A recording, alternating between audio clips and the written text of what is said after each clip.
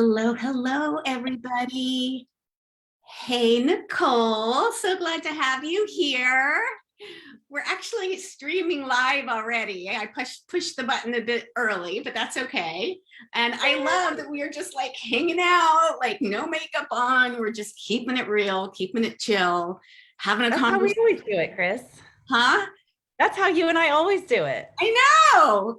It's so much fun. I I love know. seeing you. Good morning. You too. Good morning. How are you? I am doing well. I am doing actually so much better. I'm still feeling a little tired with the Yeah. COVID, but Yeah. coming through the other side and just enjoying some yummy coffee this morning. Excited about hearing all about what you've got going on with the what to say, exactly what to say. I'm so excited to hear all about it. Yeah. Well, I'm excited to share all about it. It's really fun stuff because at the heart of it, it's about connecting with people and building relationships, which is what, really it's all about.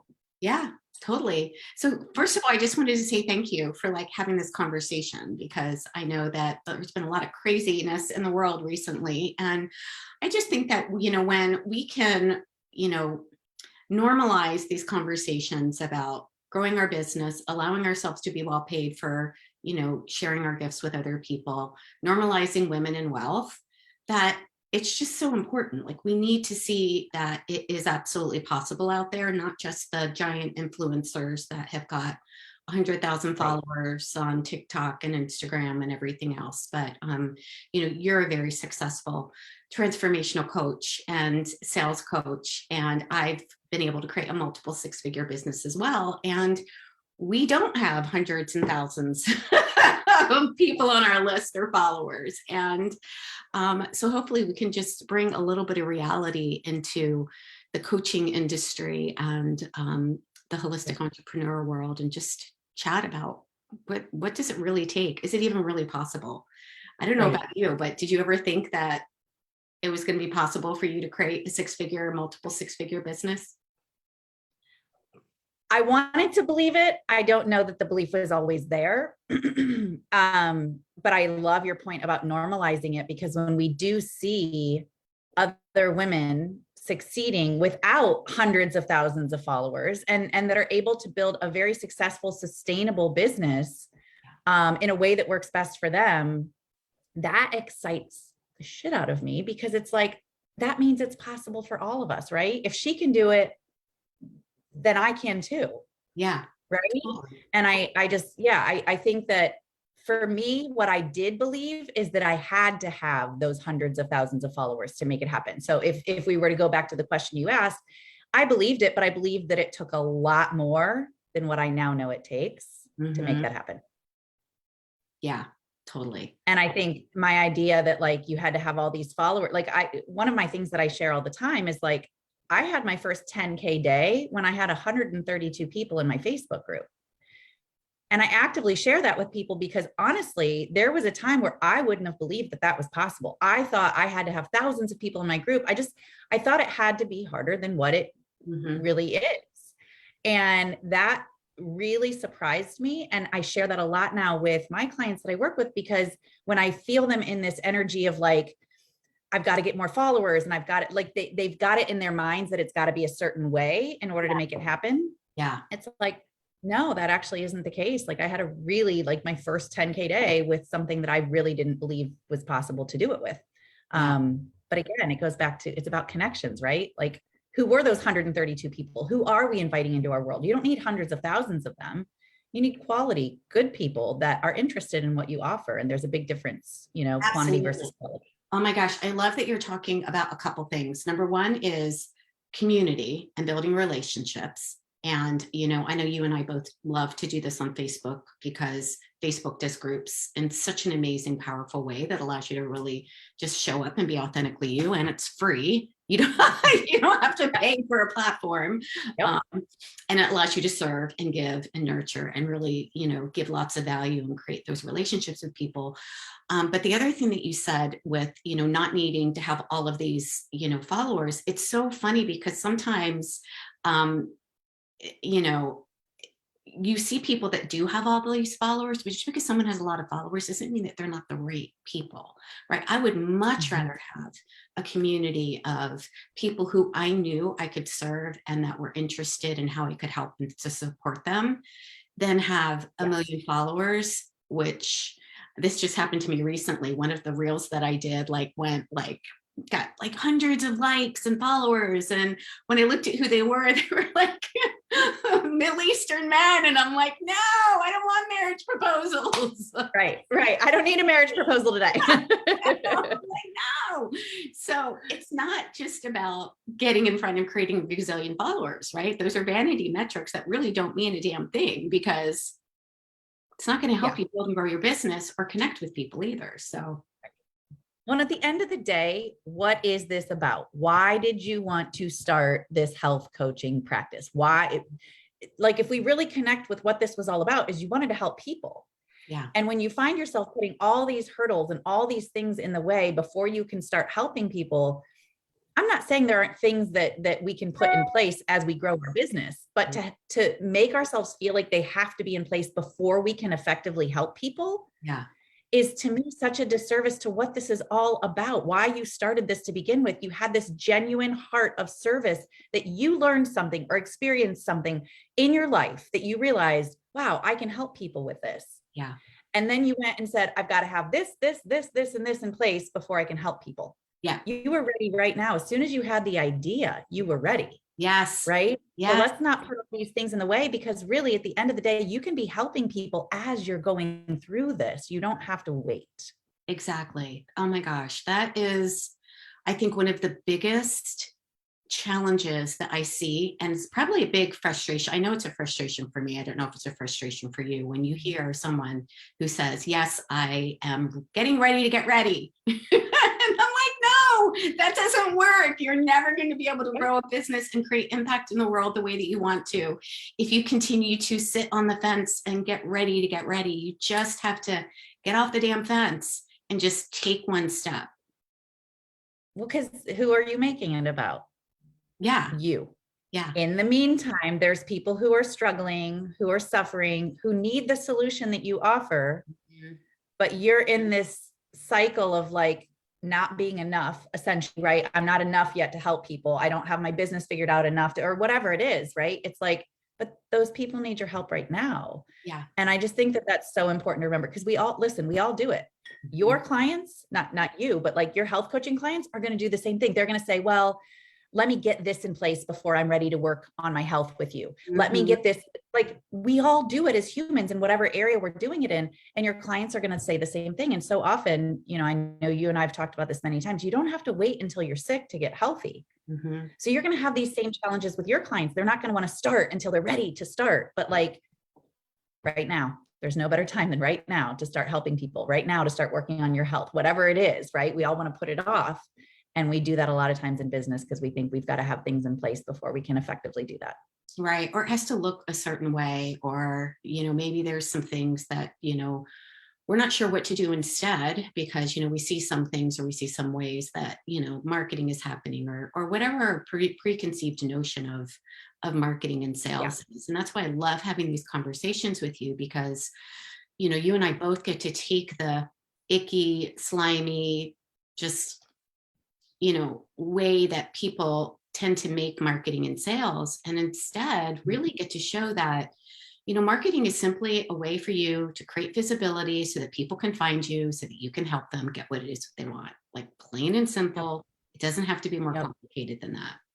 Yep. That's it. It's how do you get the bees around the honeypot? Or, you know what I mean? Like how do we gather? I mean, that's really what marketing is. How do you want to gather people together? And like, I think for a long time for me, I felt like it had to be done a certain way. Mm-hmm. And I still struggle with this in some ways, because it's like, what's my way? What's going to work best for me? Not just because somebody else did it in a certain way and it worked well for them. That's fine. I can take bits and pieces of that. Mm-hmm. But I do think at the end of the day, finding our way into what works best for us in terms of marketing is really helpful. So yeah, I appreciate that you say that, because I think there's a lot of examples out there that we feel like, oh, if I'm not doing it in that way, I must be doing it wrong. Yes. Oh my gosh. Yes. Right. Like there's only one right way and until you find the one right way, and yet there's a gazillion people telling you that their way is the right way. You know, I love to share that I have a way. I have a way that I use to build and grow my business that just feels really good for me. It's really aligned with me. It's very heart-centered. It's a way that I love to show up and serve and give value. And that's the way I do it. And if you want to learn this way, the way that I've done it, I am more than happy to share it with you. But it's not the only way. Right. And it's definitely not a magic bullet. We still get to show up and take action and, you know, implement the things. There's no magic wand that is going to make it all you know, magically like an overnight, you know, gazillion dollars. That doesn't happen at all. Wait, it doesn't? Yeah, I wish. I just can't have 50 clients by tomorrow if I just manifest it. Right. Yeah. I know. Right.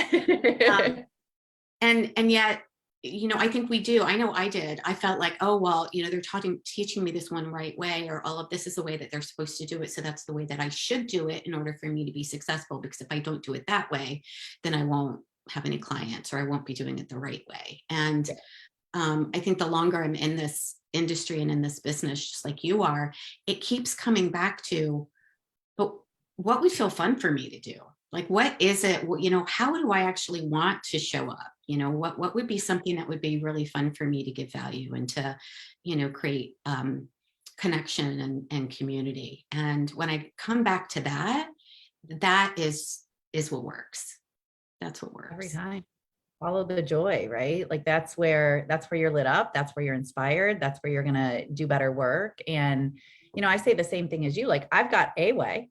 Mm-hmm. And I'll teach you the way that I did it, but I don't even want you to necessarily do it exactly the way I did it, because I want you to take bits and pieces of what I did, allow it to influence you to find your way to what's going to work for you. And the way I've been explaining it a lot lately is with the electric slide, because there's music, right? And there's a set of choreography.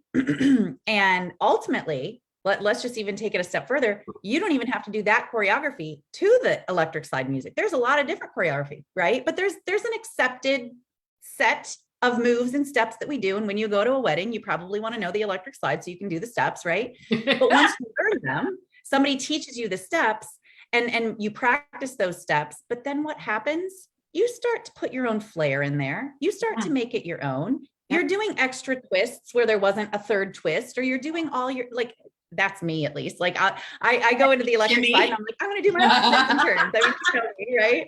And like, before you know it, it's still the electric slide. I'm still moving in the same ways that other people are moving so that I'm not bumping into people, but maybe I'm doing a twist, an extra one here. Mm-hmm. And I think that's really, it's like, let's teach you the basic structure of what's worked for some people. Yeah. But even that doesn't have to be the choreography. You could still go make your own choreography to the electric slide music. Mm-hmm. But if you want to kind of stick with what's worked pretty well, try this and then make it your own. Yeah. And I feel like that's what business is. It's like, here's some things that have worked, some proven methods, but still take it and make it what works for you. Absolutely. Absolutely. I love that. There is, it's simpler when you have a structure to follow. Right. Mm-hmm. When you're first starting out, you know, it does feel confusing. It does feel overwhelming. And so it is important to have structure, but within that structure, there's plenty of room to make it your own and follow your own intuition and to allow yourself to make it whatever is going to be most meaning for you and the way that you want to show up and the way that you want to serve your clients too. Right. Yeah. I had a friend tell me this morning something that I really liked how she said it. I think the structure gives you something to organize around, right? It gives you something to it gives you a starting point, and you can always begin again. You can always choose differently, but at least you have something that gives you an outline, a structure that you're working within. Yes, because then you get feedback, right? You try something and then you're like, okay, how did this work for me? Did I like it? Did I not like it? Did it work the way that I thought it would? Did it not? Do I want to tweak it? Do I want to keep it? Do I want to let it go? But the only way that we have the answers to that is if we actually do it and get some feedback from that. Experience is the best teacher, isn't it? Yes, ma'am. I love all your quotes. We need some Nicole Kramerisms out there, like a whole, that'd be awesome. I'm sure they'll be flying out. I want to hear more about what to say, because I know I struggled with this when I first started, and sometimes I still do. And I hear my clients ask me the same thing, but what do I say? What do I say? And I want you to tell us all about this because you're certified in exactly what to say. Yeah. I love it. I'm an exactly what to say certified guide.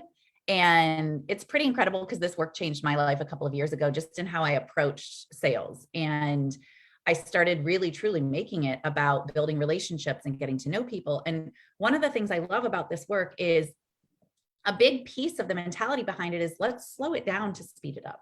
Right? Let's not be in such a rush to the finish line. Because to your point earlier, it's like, no, this doesn't just happen overnight, Yeah. right? There's intention, there's work, there's inspiration, there's effort that we're putting into what we're creating. And I think sometimes so often, when we're new to business, it's like, I don't have any clients yet. And you want clients in order to feel validated or to feel, official. And so we get in this rush to like the finish line. Right? We're rushing. I just need a client. I just need a client. I just need a client. When really what this work is about is it's about starting conversations that we are continuing. We're putting more commas and dashes at the end of our sentences, not periods and explanation points. We're not in such a rush to get somewhere that we're not taking the time to genuinely build a connection with somebody, build that rapport and relationship with somebody, because truly that's where the opportunities come from, right? That's where we start to. It's like, I don't know if you read A Year Without Fear this morning. I read it every morning, as you and I both know. We love Tama. I love that too. And I actually set it aside because I was like, I want to read this again, but I love it because it's kind of what I'm saying. Like, read it to someone wants answers before. Okay, here it is. I'll read it to everybody. This is the August 6th entry. I see this all the time. Someone wants answers before they take a step. Yet it's in taking some steps that the answers come. Take one step towards your desire, and you will have a new vantage point, new information, new questions, new muscles, and new energy. Even pain is a communication. The mind is a vacuum, but experience offers tangible clues, tutorials, and eagle feathers and cherries that affirm your path. Today, I take one step forward in an area of my life where I want answers. Oh, so good. Isn't that good? So good. Like, take the next step and you have a different vantage point. Yes. And that's really what this exactly what to say work in these conversations are all about. As you start conversations, it gives you a different vantage point. It opens up different opportunities. You're looking at different things that you wouldn't have seen otherwise had you not taken those steps. And so I think sometimes we want to have all the answers before we start. We want to have all the exact things to say before we start. Yeah. It's in the starting that you reveal the next steps, right? Or that the next steps are revealed for you. Yeah. And so what I like about this work is like literally it all starts with questions, and questions create conversations. Conversations create relationships. Relationships create opportunities, and opportunities is where people can take action. And that's why I read the excerpt from Tama's book, because it is in taking those steps that more is revealed to us. Yeah. So to me, it's all about building relationships with people and helping them solve their problems. That's what selling is. And so this work of exactly what to say is giving people words and phrases. And yes, they are magic words. I call them magic words because that's what Phil calls them, but they really are magic, because with these words and phrases, you create conversation that's going to open up opportunities for you. And, like just recently, one of my clients, because, we're always practicing what to say and how we can use words to create the outcomes that we want. And she went and started having conversations in some areas that I suggested, that there might be some opportunities. And now she's about to do a presentation for 1,200 people in her community, because she started a conversation with a woman who is the head of the community. And she said, why don't you come in and do a training for all of our residents? And it literally started because of a conversation, but she couldn't have created that in her own mind. She couldn't have said, hey, I wonder if there's a training somewhere for these 1,200 people. You know what I mean? It's like through conversation, that opportunity was created. Yes. And to me, that's, one of my favorite Chris-isms of all times is I got a plate full of possibilities. And that's how I see conversations. It's like, what possibilities can I create today through conversation? What's Yeah. going to reveal itself because I took that first step and started a conversation with someone. Yes. Oh my gosh. So good. Because then when you're open to possibilities, then it doesn't have to look exactly the way that you think that it should look in order to get from A to Z, right?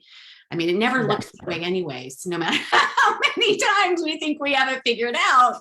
It's never Right. going to go, from step 1 to step 10 exactly in a line. Right. And yeah, there's always Right. gonna be some wonkiness that happens in there, but it leads into something even better, and it opens up into another possibility or another opportunity that then we can take, action on and see where that leads. And Yes, that makes it exactly. fun. That makes it fun because then we don't have to worry about getting it wrong. There's no way to get it wrong, right? It's just, it's what Abraham says, you can never get it wrong and you can never get it done. And because it's never done, it can never be wrong, right? We're always evolving, we're always growing. So yeah, I think it's really important to remember, like, it's the connections and the conversations that you're creating that are creating those opportunities. It's not that I'll wait for the opportunity and then I'll take the step. Right. Right. Like I'll have all the answers in place and then I'll do the next thing. And Mhm. I wish it worked that way. I really do. Mhm. I wish we could just have all the answers before we started, but I ultimately really don't, because I think there's so much magic Yeah, when I we was just just about to allow say it. that I think that I would like to leave it up into something that's even greater than my imagination, Totally. because Totally. if I would have, planned it out, back in 2015, it wouldn't have gone Right. the way that that would have led me here. Right. Well, and I always say, and maybe this is a little bit of a tangent, but in a bigger way, I don't have any clue most of the time what's best for me, and the universe does. And Yeah. if I allow myself to be guided, Yes. um, I was just sharing this with a friend this morning. Like when I was in high school, I had a guy that I was absolutely in love with, and I was going to spend the rest of my life with him. And he didn't feel that way, and he cheated on me, and it was devastating at the time. Sure, it was devastating. And now I look back and I'm like, I wouldn't have been able to choose the life that I'm now living because I thought that was what was meant for me. And it had to be a little bit painful, unfortunately, but I think that that's how life works. That was the only way that it was going to pull me out of what I thought my life was supposed to look like. And it took me in a direction that I maybe wouldn't have chosen, but wow. Mhm. Wow. Looking Yeah. back now, I'm like, oh my gosh, the Yeah. universe had different plans for me. And I might Yeah. not have found my way there because I was set on something else. Yeah. And thank God, right? Like, don't you look back and you're like, oh, I'm really going to marry that person. Yes. Woo, Yeah. I mean, I'd be living a very different life. And that's fine for the person that life is meant for. It just wasn't meant for me. And I couldn't have seen it or known it at that time. And so I think our business unfolds in the same way. It's like there's so much opportunity, and you might start with a certain vision in your mind of where you think you're going, but stay open along the way Yeah. to what's going to show up for you Mhm. that maybe you didn't even realize was meant for you. Yeah.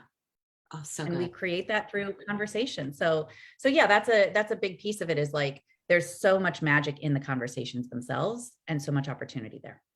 I love that. Oh my gosh, Nicole, Yeah. so fun. So tell me more, Yeah. kind of like, would you share like some magic words today? Yeah. So Magic one words? of the things I like to, I'll give you a little bit of like a, hold on. I got to sip my coffee first.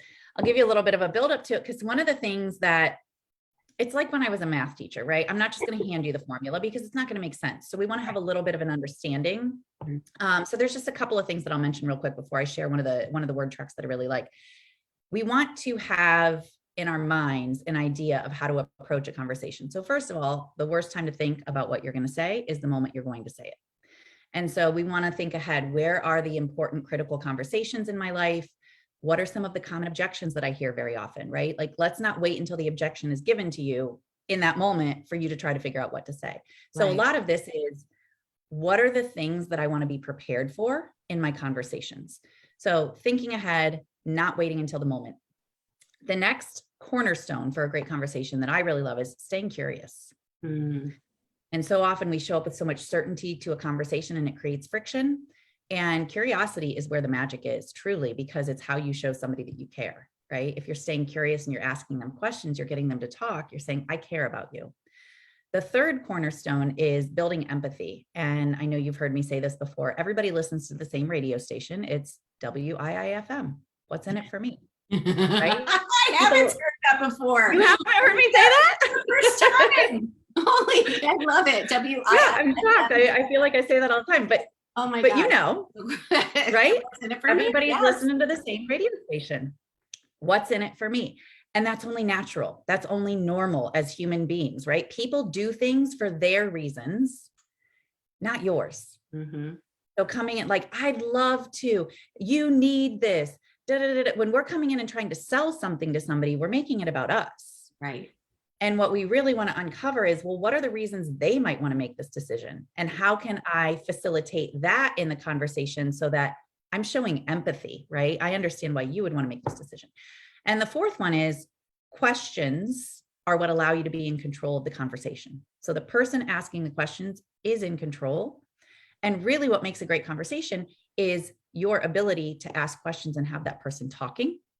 Because so often, and I know you've seen this happen many times in conversations as well, the person reveals something that they have their aha because they heard themselves say it.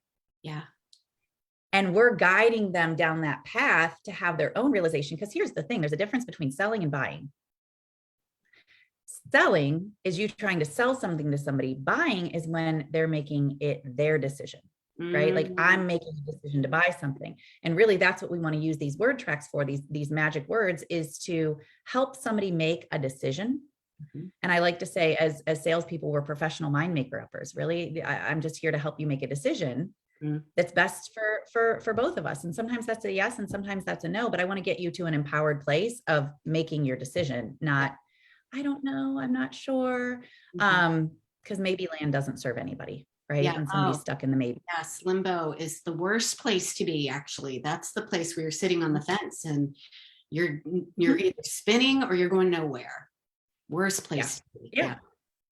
Yeah. Well, and I think that's really important. Like I'll help people. I'll help you get to a no before I'll help you stay in maybe land. Yeah. Right. Come from that empowered place and give me your answer and own it. Yeah. So those are really the four cornerstones and the reasons, and you know, we could elaborate and go into those, but we'll do that later on when we have the summit. One of the reasons that these words work, and this is why it's so powerful, you're speaking directly to the person's subconscious. And the subconscious brain is able to make decisions for you without you overthinking. So the subconscious brain is really important in the decision-making process, because it's not going to let you overthink. So a lot of times people are like, well, yeah, but what does that mean? What's the subconscious? Well, here's the thing. Last night, all night long, your body kept breathing and you didn't tell it to. That was your subconscious making the decision, right? You've probably gotten in your car and driven somewhere before that you've been to many times. And when you got there, you probably thought, whoa, I don't even remember driving here. You didn't need to. It was programmed in your subconscious brain. It was just taking you there, right? So the subconscious is always making decisions for us, always, without us having to think about it. So when you have language and words that can speak directly to that part of a person's brain, you're helping them make a decision. You're helping impact the outcome by expediting their ability to make the decision by talking to that portion of their brain. So let me give you an example. One of the reasons a lot of people, well, let's just start like this. One of the reasons people don't have what they want is they don't ask for it, right? Asking for it, that's my new people will come to me and be interested in working with me. And they're like, well, I don't have clients. And I'm like, are you asking for them? Like, that's the first question that I'll ask, because I mean, how do you get what you want if you don't ask for it? Yeah. Well, a lot of times it's people aren't asking, not because they don't want to ask, they don't know how to ask, or they're afraid of rejection. Yeah. Right. Yep. So one of the phrases, this is that I love every single phrase that I teach, but one of the ones that I teach most often right off the bat is a rejection-free opening phrase. And I teach this one right off the bat because a lot of times we want to start the conversation, right? But we want to do it where we don't feel that rejection right away. So the phrase that I teach is, I'm not sure if it's for you, but. It's rejection-free because what you're saying in that phrase is, I'm not sure this is for you. Well, there we go. I'm saying it might not be for you. So I'm putting it out there right away. And that calms the brain too. That way people aren't going to be like, oh my God, here comes the pitch. I'm gonna have to fight it off. It's basically saying to their brain, there's no pressure here because Mhm, I'm identifying it might not be for you. And mhm, if it's not, that's okay. mhm. Then we use the word but, which so often people say, don't use the word but because it negates everything that came before it. Well, yeah, it does. And that's Mm, what we want here, right? Like, I'm not sure if it's for you, but I'm going to say it anyways. And here's the other thing that the subconscious brain is doing. When you say to somebody, like if I were to say to you, Chris, I'm not sure if it's for you, but you're probably thinking, well, let me decide that. yeah. Tell me what it is, and I'll tell you if it's for me. There's a Yeah. little bit of like FOMO going on. Well, Yeah. wait, tell me what it is first, right? Yeah. There's a little bit of like, I'll make that decision. And then all of a sudden, your brain wants to know what's going to come after the butt. You're Mm, focused on what's coming after the butt. mhm. So this tiny little phrase, I'm not sure if it's for you, but does so much magic because now you've said, no pressure, might not be for you, but I'm going to tell you anyways. And now you've got the person focused on what comes after the butt, Mm, beautiful. which is exactly what you want them focused on. Yeah. Instead of, And they might yes, oh say, my gosh.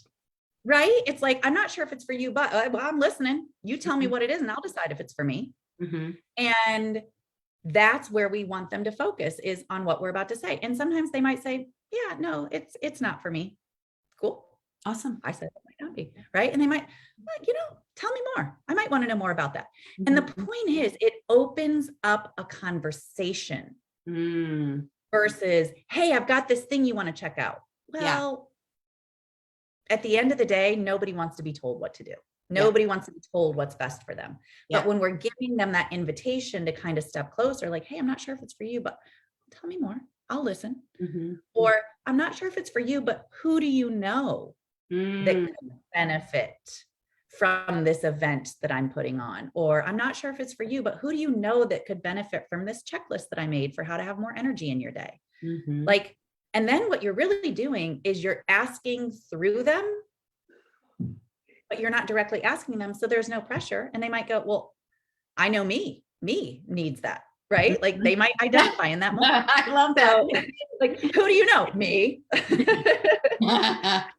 So it's a nice rejection-free way to introduce what you're doing, what you're sharing, what you have to offer with somebody. And there's no fear of like, if it's not for them, you've already said it might not be for them. Yeah. Oh my gosh, that is like so incredibly simple. Simple. Wow, I love it. And it does. It feels magical and it takes all the pressure off. Yeah. And I Yeah. And like the other reason why I like it is because you really are making it about them, right? I'm not sure if this is for you. Like you're making it about them. You've got their best interests. I'm not sure if this yep. is for you, but Yep.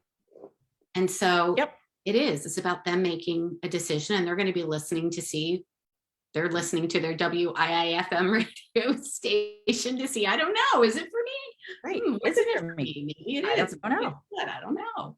Exactly. Exactly. And then it just opens up a conversation. And to me, it's like, maybe that thing that you just introduced isn't for them, but Mhm. maybe the fact that now you've opened up this conversation, they're a little bit more in tune with what you do, or, well, what else do you do? Maybe they're going to ask more questions about it, or they might get curious and want to know more. And that's really the point, right? It's like, I did a training with these words not too long ago. I think it was in my email newsletter that I did. I've been sending out these Friday videos where I do like little short, tangible tips and things that you can use. And I said, stop telling people you're a health coach. And when I first said it to my clients, they were like, well, this is confusing because you work with health coaches. Why would you tell us to not say what we are? You're telling us to talk about it all the time. And what I meant by that, and the way that I explained it, is I use some of these magic words. When somebody says, what do you do? And you say, I'm a health coach, there's no context there. They might not know what a health coach is. And really the conversation's done right then, especially if they don't know what a health coach is. They might feel in that moment silly, like, I don't want to ask what I should probably know. Yeah. And then no other conversation happens. But when you open it up and say, if somebody says, what do you do? Well, I'm a health coach. Would it help if I shared an example of how I help my clients? Now you're opening up a conversation, you're sharing a story, and you're giving somebody some context for what that might mean to them or to somebody that they Mhm. know. And now there's an open conversation going on. There's dialogue happening that, again, back to these serendipitous moments and these opportunities that come from taking that next step and having these conversations, who knows what's going to come out of that, Yeah. you know? Yeah. So there's a lot of power, again, in staying open to the conversation and using these words to allow you to walk further into that conversation. So don't just say I'm a health coach and stop it there. Allow the conversation to open up so that you can extend it with that person and see what opportunities might be there. You know what I love about this is it gives you, like you said, there's magic words that you can use, but it's not like exactly what do I say and in a specific script to get somebody to say yes to buy my thing. It's correct. What are some words that you can use that are going to help you open up the opportunity for conversation Correct. to create these relationships and connections. Correct. So well, because it's not a game of pairs. Listen, it's not a game of pairs. When somebody says this, you say this. When somebody said that to me sounds icky and awful and not at all about relationships. Yeah. That's you trying to like get something that is making it about you when you're like, when somebody says this, you always say this. Yeah. Well, it doesn't work that way. Listen, Chris, if I knew when somebody says, I can't afford that, the exact thing to say that in that moment goes into their brain and makes them realize, oh, I can't afford it. Okay, good. We're a yes. Like if I knew what that was, I'd go sell it for bajillions of dollars to everybody on the planet. Right. Yeah. There's no, when somebody says this, you always say this and it automatically gives you, we're humans. Yes. We're real. Yes. Right. And so I think that that's what's really important about these phrases is they don't just give you here, say this, and it always gives you the outcome. It creates more context and more conversation and more of a relationship. And to your point, it's not about when they say this, it's what's a question that I can ask to keep them talking, to keep going, right? Like one of my favorite things to say is like, for example, if somebody were to say, I can't afford this, what makes you say that? I'm not saying you're right or you're wrong. I'm curious. Yeah. What makes you say that? And at the end of the day, let's say I'm in a sales conversation with somebody, right? Let's say we're in a specific sales conversation that they came to because they were interested in what I'm doing. In that moment, I'm curious because you've told me all the things that you have going on that you're wanting to work on, that you're wanting to fix, that you're not happy with, that you haven't been able to figure out for yourself. And now you're going to draw the line right here. And my curiosity is, can you afford not to? Mm-hmm. Based on everything you've shared with me, can you afford not to? So I'm just going to ask a very simple question. Well, what makes you say that? Because I want to start to have a conversation around that. Well, based on everything you've shared with me, it sounds like it's costing you a lot to be where you are. And sometimes it's just helping them shift their perspective. Like maybe they hadn't seen that, right? Or like I have a client who she does this really well with people who are interested in working with her. She takes them through this exercise of like, well, where are you already spending money trying to fix this problem or spending money in areas that don't align with what you say you want in your life and who you say you are? And ultimately, is it about you not having the money or is it you looking about where you're using your money differently? What a great question. The perspective shift. Yes. What a great question. Yeah. Yes. Yeah. So good. Yeah. Because we all will find money for things that we value. And yet very rarely do we ever wake up and go, oh, I can't wait to invest in a health coach today. But what we will do is wake up and go, I am so tired of feeling tired. I really want support around having more energy or being more excited or feeling like my hormones are balanced so that I can do X, Y, Z. So good. So that when I love how she is asking them like, okay, so where else might you be spending money to try to fix this problem that is not getting you results? Very interesting. Yeah. And again, it's really about a perspective shift. Like, but you're already attempting to solve this problem and it's not working and you've been putting money towards it. And, again, not to go off on too much of a tangent, but so often it's not that people aren't interested in working on their health or that they don't have the money. They just haven't created that space in their brain yet to see that, oh, this is something that I could invest in and I hadn't considered it before. And I do need this help. It's shifting their perspective to see things differently than how they've been seeing them up to this point.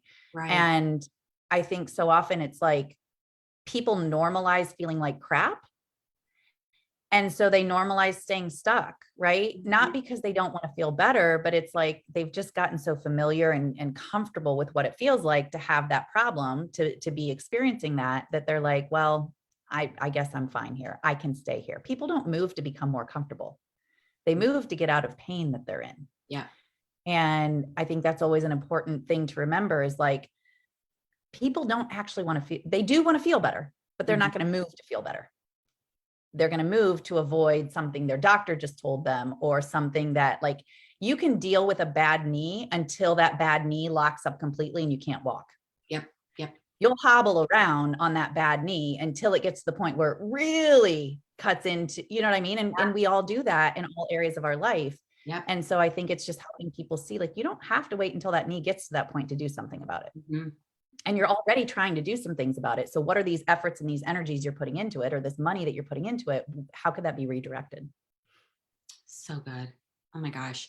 So for those of you that don't know, we are doing a summit that is coming up in October, and Nicole is going to be there. We're going to be talking so much more all about exactly what to say. And it's going to be so incredibly fun. But what do you've got going on right now, Nicole? Because we need to learn more about that now. We don't want to wait until October. I actually have, right? Like, I'll have plenty of good stuff to share. I'm excited because we're going to have some cool stuff on the summit to share with some specific word tracks that you can use. And what I actually have going on right now is a workshop on exactly what to say. It starts August 24th, and I'm going to be taking people through a 4-week experience of not just learning these words. It goes back to the electric slide, right? I'm going to teach you the choreography, and then you're going to get practice with the choreography, because we do a lot of breakout rooms, and really, it's not the knowledge that helps you, it's the application of it. And so we do a lot of practice with these words, and it's fun because you see the application immediately. The last time I ran a workshop like this, the one woman was like, oh my gosh, these words saved my marriage. And that's what I love about it. It's about more than just using these words to get a business outcome. It's more connecting in a bigger way through conversation. So thank you for asking. Yeah, I have a workshop coming up, and would love to share details if anybody's interested. Yeah, absolutely. We'll drop the link in the chat here. So we'll definitely share that for sure, so that you can join Nicole on her workshop. And then I've got a workshop on Monday, and it is a 90-minute workshop intensive on how to create a cash infusion in your business. I'm super, super excited about that. So it's totally complimentary, but and we're going to do 2 different times. So we're going to do it 11 a.m. in the morning, Eastern time, 7 p.m., but there are not going to be any replays. And there's a very specific reason why. It's because these are things that require you to take action. And so if you're serious, you have to show up live to get the information, because that means that you are serious about implementing these pieces. And I'm happy to give you the information for free, but you got to show up live so that I can help you. Yes. Information is equal transformation, right? Yep. Implementation of the information is what is going to help you actually create cash infusion. So this really is for people who are not just going to be like, maybe I just want to kind of see what it's like. Nope, this is for people that are like, yep, I want to learn how. I want to learn the short-term strategy of how we can start creating anywhere from 1K to 10K in my business in the next 30 days. We're going to be going into some simple ways that you can do that. It's going to be so fun. So fun. So I'll share the link here. Amazing. Yeah. It's so funny because I actually am doing the same thing this week. I've got a free little like mini training that I'm doing. And I'm like, nope, you've got to show up live, because I want you to take this information and go use it. Exactly to your point. Like, this is about you taking it and using it, not just sitting through and auditing and going, okay, that's another thing that I did. Like, let's go use this to make the world a healthier place. Yes. And, look, I've done the same thing too. I have signed up for workshops and master classes and summits and never shown up, and have said, well, I'll catch the replay, and then I never get to the replay. Heck, I've even downloaded a course that I still haven't gone through yet. So it's human nature. Yep. And so the thing that we have to do, though, is we have to make time for the things that are important to us. And that might mean that we need to shift our schedule a little bit so that we can show up and get the information, and then implement the information that you're getting with some support, so that you know what to do next, versus never coming back around to the thing that you downloaded. And it just doesn't. It's not putting it off. I'm too busy. But again, I would go back to what we said earlier. Who are you making that about? And what was this about at the start of it? It was about helping people. And now you're in the middle of this cycle of like making it about you and how you can't, like make the time, get there. This is important to you and the people who need you. Absolutely. Absolutely. Oh my gosh, so fun. I love you. I can't wait I to love see you too. you. We're going to try to get I together know. soon. Soon. We need to make it happen. Well, now we've got Laura in the middle too. So like maybe we can figure all that out somehow. That's right. Our good friend Laura Mashington, who's an amazing, fabulous copywriter. So I'm in North Carolina, and Nicole and Laura are now in Tennessee. So we're just like a hop, skip, and a jump over the mountains there. Yeah. You and I are going to make it happen very soon. I'm excited to see you and give you a big hug. Awesome. Well, hang out here. I'm just going to close this down. Everybody, be sure to grab the link. We will share the links to both, to the Create a Cash Infusion workshop, as well as Nicole. And what is your I'll put the link into my free one that's happening this week. That'll be easier for everybody. It's about how to ask for referrals, how and when to ask for referrals with an exact script of how to do it. Beautiful. Awesome. Yeah. Another exactly what to say. I love it. Yeah, exactly. All right, everybody. Well, we will see you around. Have an amazing day. Enjoy your Saturday. Do something fun. And we'll see you around. See you guys.